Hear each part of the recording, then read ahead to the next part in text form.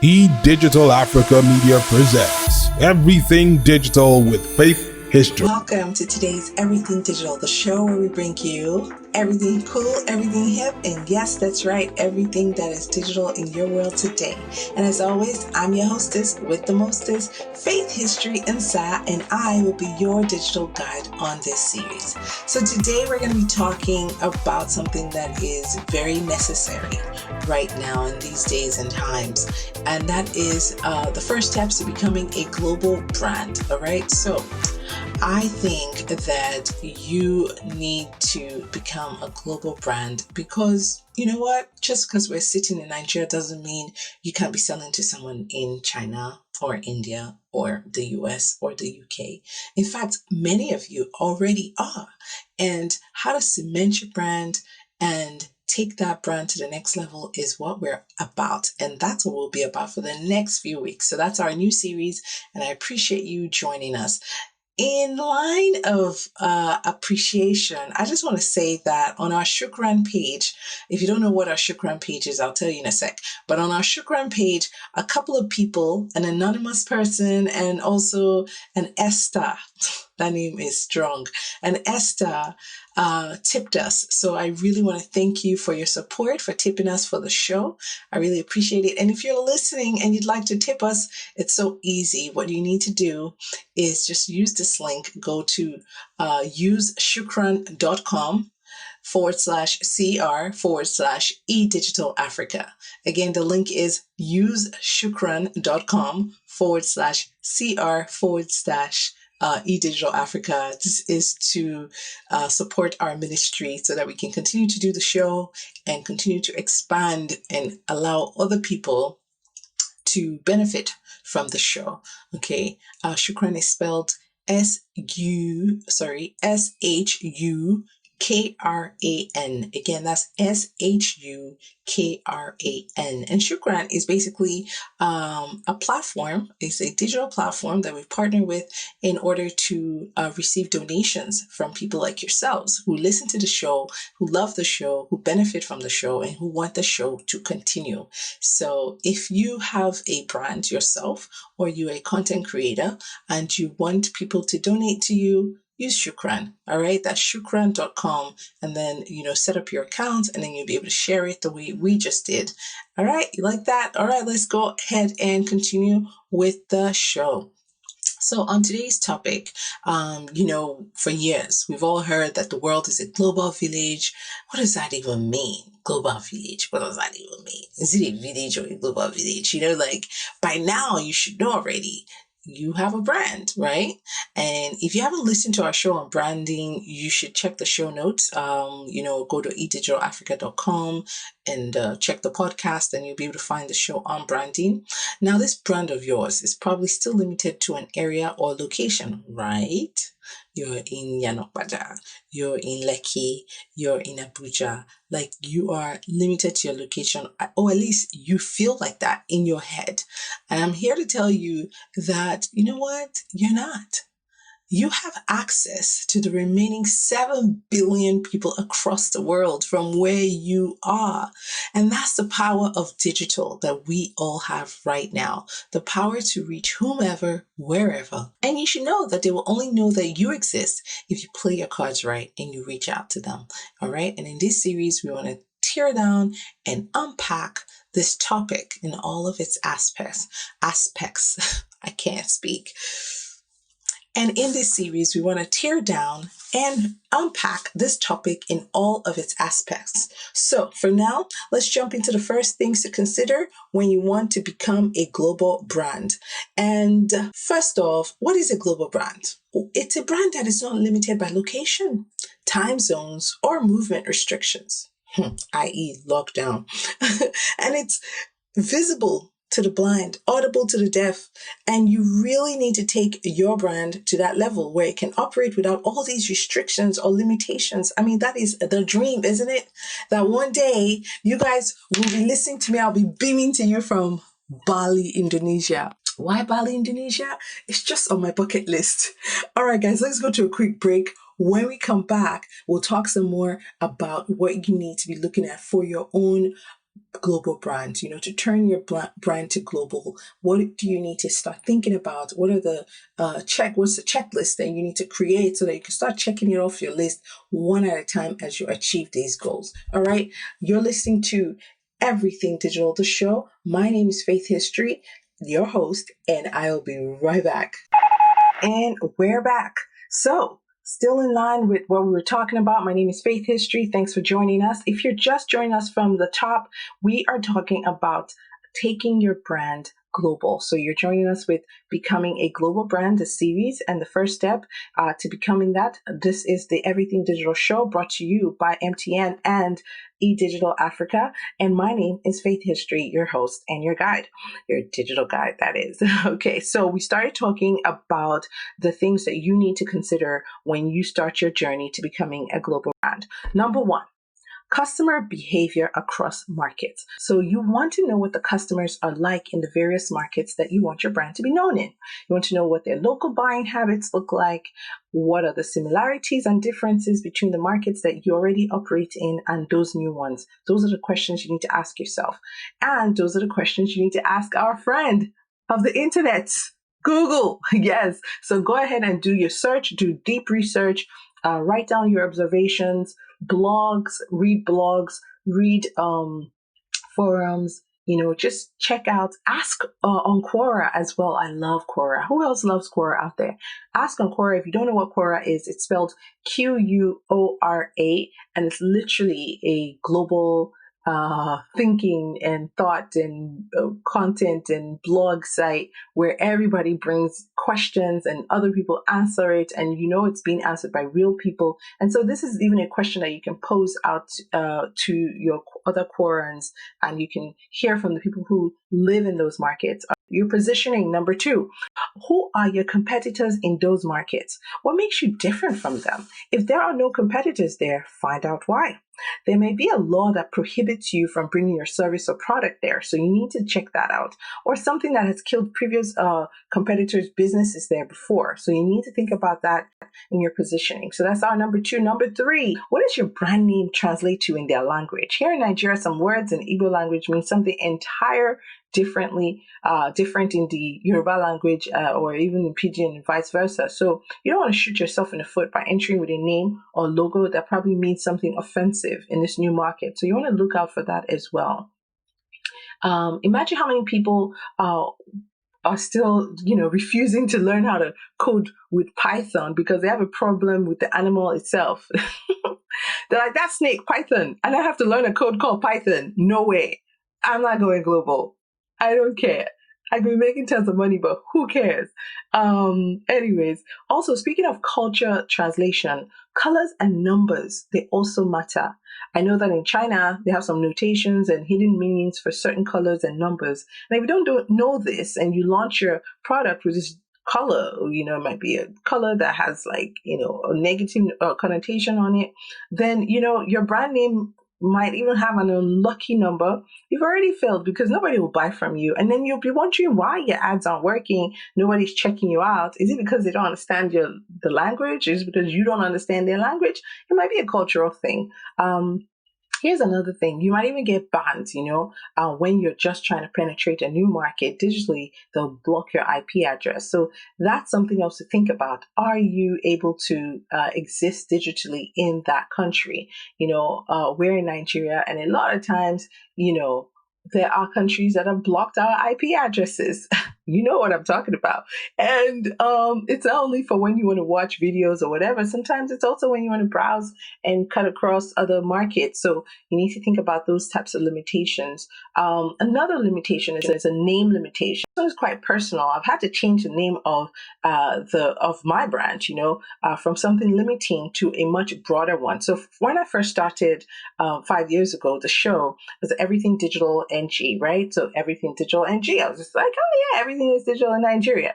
But then, as the time went on, I realized that, wait, I'm not just wanting to talk to Nigerians. I want to go global one day and at least, very, very least go, across Africa. So last year, as we continue to expand,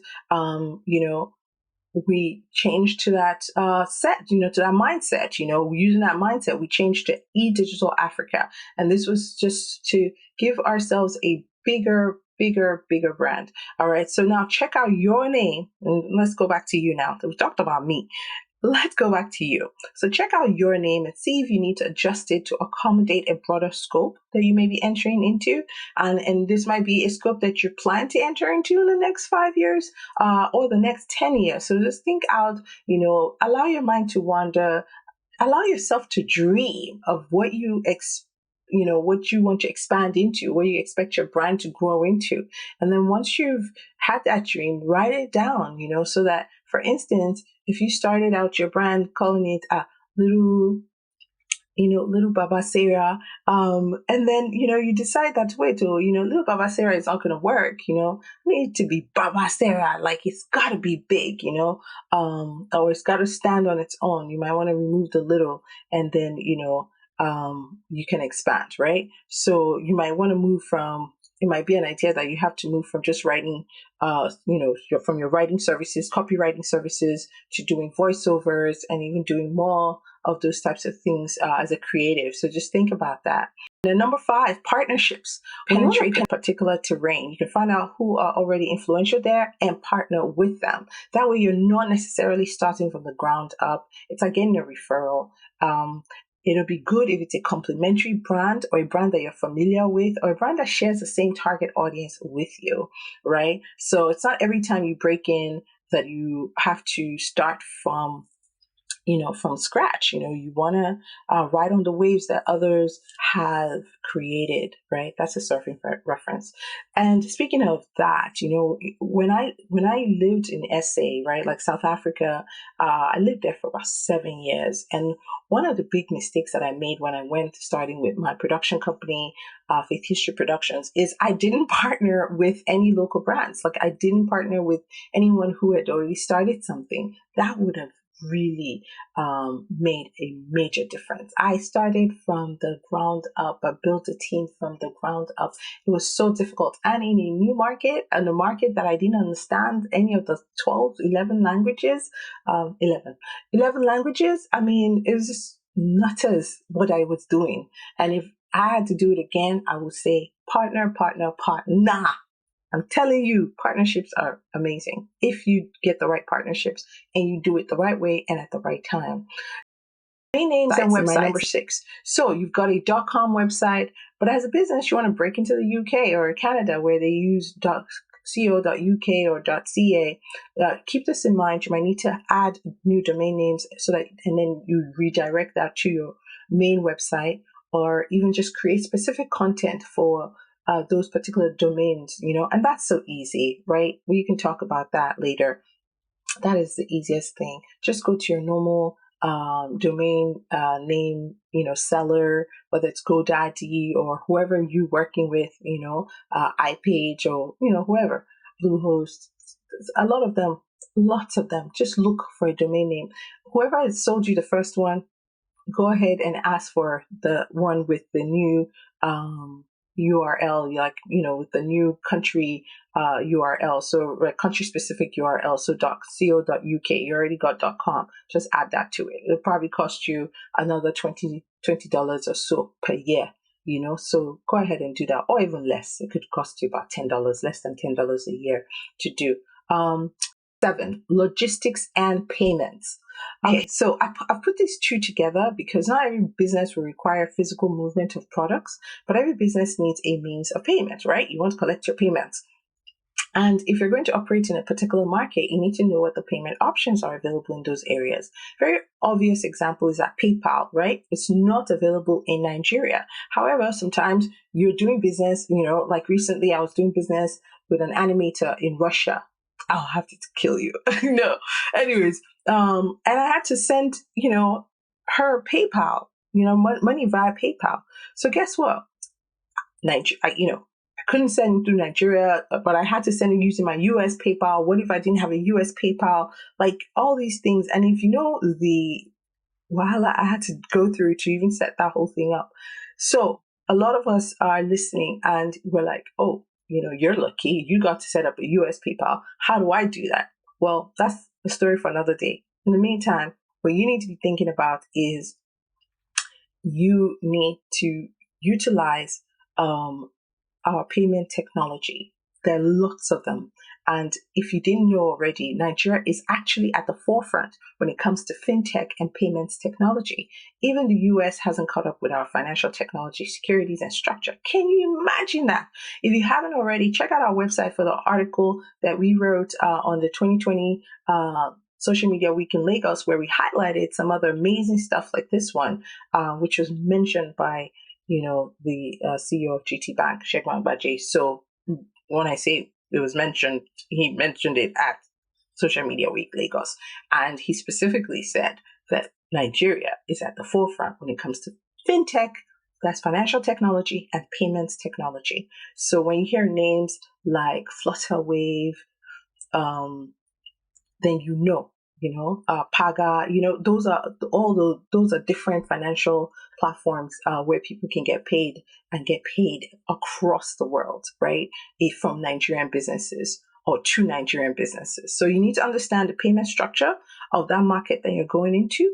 You need to understand how you're going to get paid. A lot of websites will offer you on their e-commerce options, ways to get paid using all types of credit cards, Stripe, PayPal, Visa, MasterCard, as well as you can then integrate some of the platforms that I've spoken about, Flutterwave, Paga, etc., or you can even still put in your own.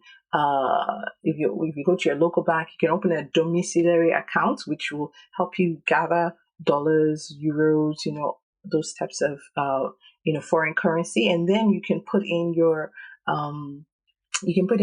actual information on how to get paid in those accounts on the website, right, on your payments page. So we can get into more of that next week. But for right now, if you're moving physical goods, then you have to understand logistics and delivery systems and the companies that operate in those terrains and the laws governing them. So you have to think about that as well. Let's go to another quick break and hear from our lovely sponsors. And then when we come back, we'll conclude on some legal aspects that I want you to think about when you're going global. All right, guys, you're listening to Everything Digital, the show that brings you everything hip, everything cool, and everything digital in your world today. My name is Faith History, and I don't want you to go anywhere because we'll be right back. And we're back, guys. Okay, so just to conclude, if you're just joining us, you've missed an entire amazing episode on going global with your digital brand, right? So I cannot stress this enough. This is the legal aspect of it. When you're applying to work in another country, you're asked if you have the rights to work there, right? Well, you also have to think about that when you get into international markets. So look into the laws again, speak to a lawyer who understands the terrain, get into the communities with the people who live there, do business there, get into a partnership, find various interest groups on Facebook, Telegram, Quora, and make friends and find partners. And Alibaba is also a good place, and find partners, local partners. And then that's where I'm going to leave it today, guys. Next week, I want to continue on this series, and I'll be talking about the tools that you will need to achieve all of these things that I've mentioned here. Because you know what? When we're digital, we use tools, right? We don't start anything from scratch. Remember that. We start nothing from scratch unless, of course, you're a web developer or, a full stack developer and you want to build this thing from scratch. But for the rest of us, we use the systems that already exist and we stack them on top of each other and we connect them. That's the job. And that's how we get to leapfrog and go faster and go stronger. So I'm going to be talking about those tools that you need to use to achieve everything that I've mentioned here. When working on a global brand, you need tools, and I've got an amazing list of them, tools, websites, apps for every step you'll be taking. So I hope you'll be taking notes and that you are ready to get started on your own global journey. If you have any questions at all, you can send us a voice note. You know the drill. If you're shy, you can send an email to everythingdigitalng@gmail.com. Yeah, I know. everythingdigitalng@gmail.com. And if you want to send a voice note, you can send that to 0813 888 05 0585. Again, that's 0813-888-0585. And that number, by the way, also it's our WhatsApp tribe. If you want to join, send us a text. All right. So before we go, I want to do the plug. We've got some amazing members of the tribe this week that we want to shout out at Dear Manager, I see you. At Maliki, I see you. At Young Boss Network, I see you. At Ambolua Tife Odeyale, I see you.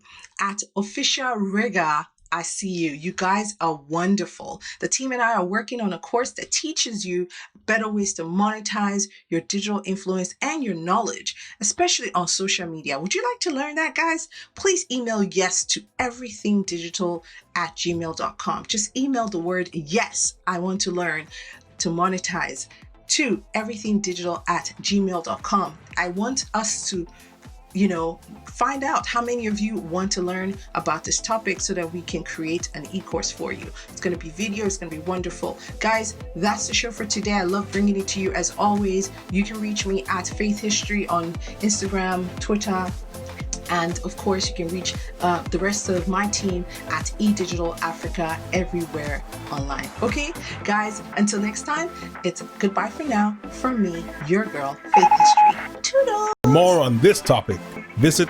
www.edigitalafrica.com and follow us on Facebook and Instagram. Everything Digital is proudly brought to you by MTN. This is a Faith History production.